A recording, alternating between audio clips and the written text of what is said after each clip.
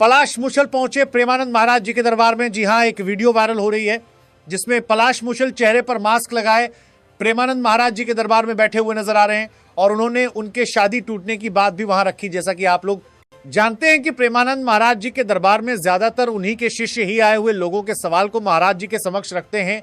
तो वो सवाल होता है कि प्रेम अनुभव किसे होता है और इसका अनुभव कौन करता है, ऐसा कुछ सवाल होता है। और सामने पलाश मुच्छल बैठे होते हैं।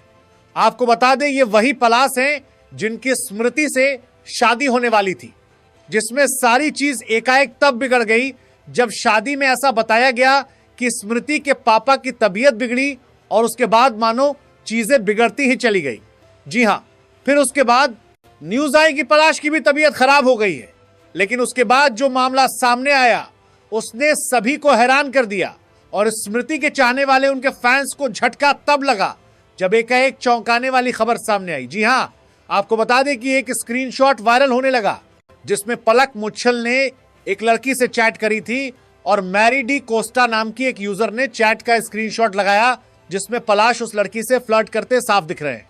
जी हां, वही पलाश जिनकी प्री वेडिंग सेरेमनी हो रही थी। चैट में जब वो लड़की पलाश से पूछती है कि क्या आप उससे रोज नहीं मिलते, यानी स्मृति की बात हो रही होती है, तो पलाश बोलते हैं कि 3 से 5 महीना में एक आध बार मिलते हैं।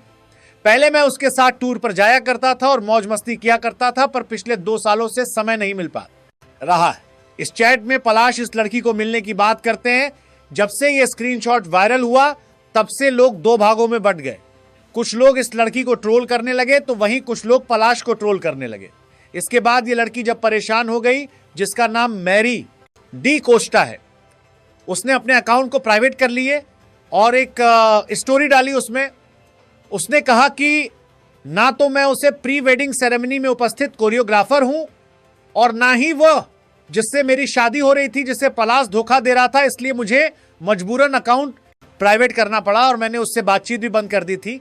हम आपको एक बात और बता दें कि पलाश का नाम एक फीमेल कोरियोग्राफर के साथ भी जोड़ा जा रहा है जो कि उस प्री वेडिंग सेरेमनी में भी उपस्थित थी, जिसका जिक्र करते हुए लोग इस लड़की को ट्रोल कर रहे थे, जिसका नाम इंस्टाग्राम पर मैरिड कोस्टा है, जबकि ये लड़की अलग है।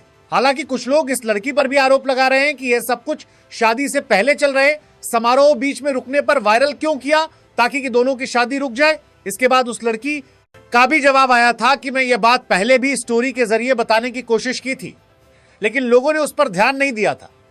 अब ये चैट इसलिए वायरल हो रहा है क्योंकि दोनों की प्री वेडिंग बीच में ही रद्द हो गई और शादी को कुछ समय के लिए स्थगित कर दिया गया। इसके बाद ही चैट पर लोगों ने ज्यादा ध्यान दिया, जबकि पलाश स्मृति को चीट कर रहा था।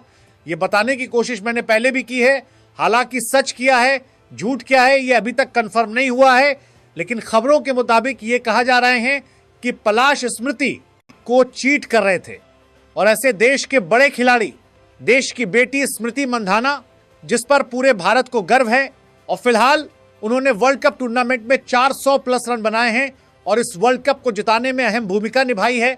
ऐसी होनहार ईमानदार लड़की जो देश को रिप्रेजेंट करती है, वो ऐसे लड़के को अपना लाइफ पार्टनर बनाए, ये सही नहीं है। ऐसा कहना स्मृति के चाहने वालों का है। कुछ का तो यह भी कहा कि स्मृति मंधाना की जिससे शादी होगी वो लड़का सच में खुशकिस्मत होगा। ऐसे इन सब मामलों में अभी तक ये दोनों की तरफ से कंफर्म नहीं हुआ है कि शादी को किस वजह से स्थगित किया गया, लेकिन स्मृति मंधाना ने अपने इंस्टाग्राम पर एक स्टोरी के जरिए यह जरूर बताया था कि आप लोगों ने यहां तक साथ दिया है, इसके लिए बहुत बहुत धन्यवाद। और फिलहाल मेरी शादी रद्द हो गई है, लेकिन दोनों की फैमिली की निजी मामलों की रिस्पेक्ट करें, जो कि बिल्कुल सही है। और फिलहाल स्मृति इन सब चीजों से निकल गई है और अपने गेम पर लगातार फोकस कर रही है, जो कि उनके लिए बेहतर भी है। वैसे आप सबका इस मामले पर क्या राय है, कमेंट में जरूर बताएं।